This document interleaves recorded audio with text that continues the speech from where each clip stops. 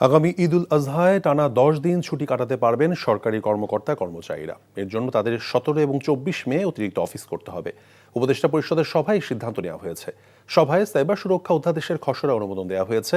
এতে বাদ দেওয়া হয়েছে বিদ্যমান আইনের সমালোচিত 9টি ধারা। সেলিম মালিকের রিপোর্ট।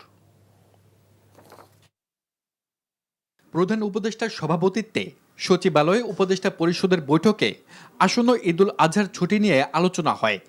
সিদ্ধান্ত হয় 5 থেকে 14 জুন পর্যন্ত থাকবে সরকারি ছুটি। তবে টানা এই ছুটির জন্য ঈদের আগে 2 শনিবার অফিস খোলা রেখে অতিরিক্ত কাজ করতে হবে।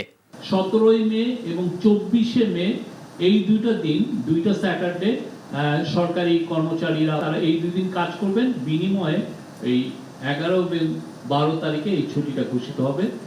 মোট 10 দিন ছুটি। বৈঠকে অনুমোদিত সাইবার নিরাপত্তা অধ্যাদেশে থাকছে না এই সংক্রান্ত আইনের বিতর্কিত 9টি ধারা। বৈঠক পরবর্তী ব্রিফিংয়ে এই কথা জানিয়ে আইন উপদেষ্টা ডক্টর আসিফ নজরুল জানান, এসব ধারায় হওয়া 95% মামলাই হয়রানিমূলক। 25 বার আমরা ড্রাফট চেঞ্জ করেছি। সবশেষে আমরা এই আইনের যারা সবচেয়ে বড় সমালোচক ছিল সিভিল সোসাইটি, তাদের সাথে 3 ঘন্টা একসাথে বসে ফাইনাল করেছি, চূড়ান্ত করেছি ড্রাফটটা। আজকে এটা উপদেষ্টা পরিষদের মিটিংয়ে উঠেছিল।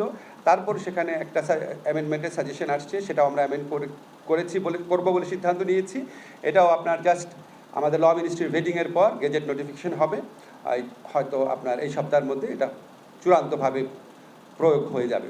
95% মামলা তদন্তাধীন যেগুলো আছে, বিচারাধীন আছে, সব বাতিল হয়ে। প্রস্তাবিত অধ্যাদেশে অনলাইন জুয়াকে নিষিদ্ধ করা হয়েছে।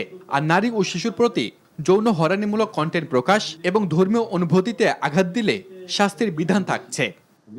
সেলিম মালিক, এনটিভি নিউজ, ঢাকা। বান্ডেল থাকলে প্রতি সেনমানিতে টাকা বাঁচবে। বিকাশ সেনমানি বান্ডেল কিনে জিতুন প্রতি লেনদেনে।